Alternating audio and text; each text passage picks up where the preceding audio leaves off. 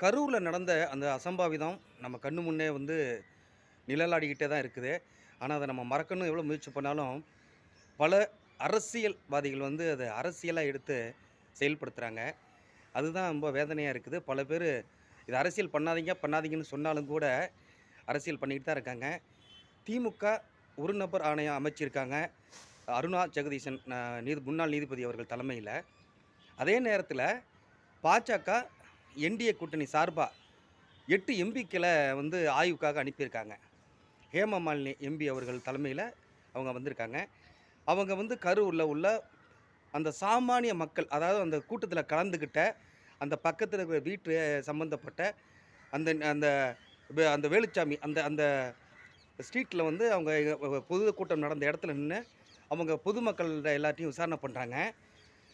அதை வந்து தமிழில் அவங்க சொல்கிறத அண்ணாமலை அவர்கள் வந்து இங்கிலீஷில் வந்து மொழிபெயர்ப்பு செய்து அவங்கக்கிட்ட தெரிவிக்கிறாங்க. அதில் நிறைய விஷயங்கள் சொல்கிறாங்க. என்ன அப்படின்னா, செந்தில் பாலாஜி அவர்கள் வந்து பேசுகிற போது அந்த செருப்பு வச்சு கல்வீச்செல்லாம் வருது.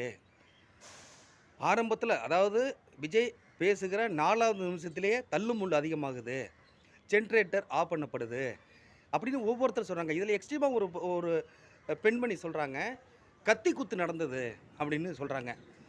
ஆனால் செந்தில் பாலாஜி அதை மறுக்கிறாரு. எந்த மருத்துவமனையிலையும் கத்தி குத்தப்பட்ட பேஷண்ட் யாருமே வரல. அப்போ இது புரளிங்கிறத அவர் தெளிவுபடுத்துகிறாரு. ஆனால் அந்த அம்மா சொல்கிறாங்க, அது அண்ணாமலை அவர்கள் வந்து எக்ஸ்பிளைன் பண்ணி அவங்கள்ட்ட சொல்கிறாங்க. என்ன இதில்னா, நிறைய பேர் அதாவது குழந்தைய பறி கொடுத்த அந்த அம்மா கூட அவங்க சொல்கிறது, இது விஜய் சார் மேலே தப்பு இல்லை, இங்கே ஏதோ ஒரு உள்நோக்கத்தோடு செயல்பட்ட ஒரு கும்பல் செய்யப்பட்டிருக்கு, அதை கண்கூட இப்போ தான் எங்களுக்கு நல்லா தெரிய வருது, இது கண்டிப்பாக இந்த நிகழ்வுக்கும் விஜய் சாருக்கும் சம்மந்தம் இல்லை அப்படின்னு பல பேர் வந்து அங்கே பேசுகிறாங்க. அதெல்லாம் பதிவு பண்ணுறாங்க. இப்போ ஒரு விஷயம் இதில் நம்மளுக்கு புரிய வருது. இந்த நிகழ்வுக்கு பின்னாடி கண்டிப்பாக அறிக்கை ஒரு விஷயத்த சொல்லும். இந்த 8 பேர் கொண்ட குழு ஒரு அறிக்கையை கொடுப்பாங்க.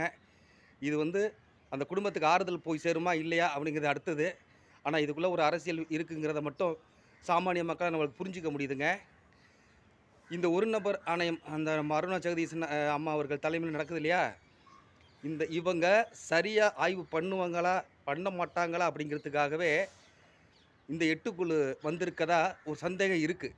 ஏன்னா ஒருவேளை இவங்க சரியாக பண்ணலைன்னா, நாங்கள் இவ்வளவு பண்ணியிருக்கோம்னு இவங்க ஒவ்வொரு நாளும் வந்து இந்த 8 குழு கொண்ட என்டிஏ கூட்டணியிலேருந்து வந்த எம்பிக்கள் வந்து ஒவ்வொரு நாளும் ஒரு வீடியோ போட்டுக்கிட்டே இருக்காங்க பொதுமக்கள்கிட்ட வந்து விசாரித்ததை. அப்போ இவ்வளோ விசாரணையில் இவ்வளோ விஷயங்கள் வெளியே வருது, இதெல்லாம் நீங்கள் கருத்தில் எடுத்துக்கணும் அப்படிங்கிற ஒரு விஷயமும் அதுக்குள்ளே இருக்குது. நம்ம அருணா ஜெகதீசன் அம்மா தலையில் அம்மாவுக்கும். ஏன்னா அவங்க வந்து இதை புறந்தள்ளிட்டு போயிட முடியாது, ஒரு பொய்யால் அறிக்கையை கொடுத்துட முடியாது அப்படிங்கிறத தெளிவாக நீங்கள் ஆராயணும் அப்படிங்கிறதையும் இவங்க இந்த குழு ஒரு விஷயத்தை எடுத்து சொல்லுது. போலித்தனமாக நீங்கள் ஒரு அறிக்கையை கொடுக்க முடியாது, ஏன்னா நாங்கள் எங்கள்கிட்ட ஒரு அறிக்கை இருக்கோம் அப்படிங்கிறத இதை தெளிவுபடுத்துது. அவங்க நேர்மையாக செயல்படுங்கிறத ஒரு ஒரு குத்தலும் அதில் இருக்குது. இதை தாண்டி சிபிஐ வேணும் அப்படின்ட்டு பொதுமக்கள் நிறையவே கேட்க ஆரம்பிச்சிட்டாங்க. இது சம்மந்தப்பட்டவங்க உண்மையிலேயே நம்ம விஜய் தரப்பு மற்றும் பொதுமக்களே நிறைய சமூக ஆர்வலர்களே இதில் கேட்குறாங்க. ஏன்னா உங்கள் அரசியலுக்கு எங்களுடைய பொதுமக்களுடைய 41 உயிர் தேவைப்படுதா? நீங்கள் ஒரு அரசியலை கட்டமைக்க போகிறீங்க, யாரடி கூட்டணி வேணுங்கிறத எல்லாத்தையும் நீங்கள் தீர்மானிக்கிறதுக்கு பொதுமக்களோட உயிர் உங்களுக்கு தேவைப்படுது. அப்படிங்கிற விஷயம் இதுக்குள்ளே ஒளிஞ்சிருக்கிறதா தான் பொதுமக்கள் பேசுகிறாங்க. இதை சும்மா கடந்து ஒரு அரசியல் நிகழ்வு, ஒரு பொதுக்கூட்டம், அதில் வந்து 41 பேர் செத்துட்டாங்க அப்படின்னு கடந்து போயிட முடியாது. இதுக்குள்ளே மிகப்பெரிய அரசியல் ஒளிஞ்சிருக்கிறதா தெரியுது. இதுக்கு தான் கண்டிப்பாக ஒரு சிபிஐ ஒரு விசாரணை தேவைங்கிறத பொதுமக்கள் வந்து விரும்புகிறாங்க. அவங்க விருப்பத்துக்கு ஒரு விஷயத்தை அள்ளி தெளிச்சுக்கிட்டே போகிறீங்க. இந்த மாதிரி இந்தியாவிலே இப்படி ஒரு நிகழ்வு நடந்ததில்லைன்னு சொன்னால் எவ்வளோ பெரிய தமிழகத்துக்கு அவமானமான செயல் இது. இது போகிற போக்கில் இதை கடந்து போயிட முடியுமா? ஒரு அரசியல்வாதியை முடக்கியாச்சு. புதுசாக வந்தவன், இவனுக்குன்னு ஒரு பெரிய கூட்டம் திரளுது, இவன் என்னென்னமோ ஆட்டம் பாட்டுறான், இவனுக்கு ஒரு முட்டுப்புள்ளி வைக்கணும்னு முடிவா? இல்லை, இப்படியே இவன் நிலைமை போச்சுன்னா நம்மளோட எதிர்காலம் என்ன ஆகுதுங்கிற பயமா என்ன இருக்குது அரசியல்? பல பேர் வெளியே பேச முடியாமல் தவிக்கிறாங்க. சாமானிய மக்கள் நிறையா உண்மையை உடைச்சி பேச ஆரம்பிக்கிறாங்க. இது நிறைய நிகழ்வு நடக்குது.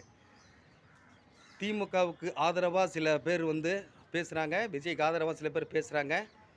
விஜய்க்கு ஆதரவாக பேசுகிறவங்க அத்தனை பேருக்கிட்டையும் ஒரு சுயநலமும் இருக்கிறது யதார்த்த உண்மையாகவும் தெரியுது.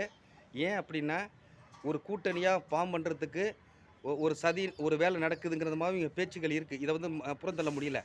ஏன்னா விஜய் வந்து எப்பயுமே தனிச்சு நிற்க போகிறேன், கூட்டணிகள் இருந்தாலும் சிலரோட நான் வந்து கூட்டணி வைக்க மாட்டேன்னு சொன்ன ஒரு பதிவு இருந்துக்கிட்டே இருக்குது. ஆனால் இது சந்தர்ப்பமாக பயன்படுத்தி அவர்களும் கூட்டணிக்குள் வருவதற்கு ஒரு முயற்சி எடுக்க கூடும். அந்த அரசியல் இதுக்குள்ளே ஒளிஞ்சிருக்கிறத தான் பார்க்க முடியுது. எது என்னவோ மக்களை நம்ம இழந்ததா. இதுக்கு பிறகு இந்த மாதிரி நிகழ்வு வந்து நடந்துடக்கூடாது. தயவு செய்து இப்படி ஒரு கேவலமான அரசியலுக்கு நம்ம முற்றுப்புள்ளி வைக்க வேண்டும் அப்படிங்கிறது மிக முக்கியமான விஷயம். பொதுமக்கள் பார்த்துக்கிட்டு இருக்காங்க. கடைசி ஆயுதம் பொதுமக்களுக்கு ஒன்று இருக்குது, ஓட்டுன்னு ஒன்று. இவ்வளவு நிகழ்வுகள் நம்மளுக்கு நடக்குதுன்னா இதை பார்த்துட்டு அப்படியே கடந்து போயிடக்கூடாதுங்க. நாளைக்கு நம்ம இருக்கிற ஜனநாயக உரிமை ஓட்டு அப்படிங்கிற புள்ளியை வச்சு நம்ம வந்து யார் குற்றவாளிங்கிறத அதில் வந்து நிறுத்துங்க.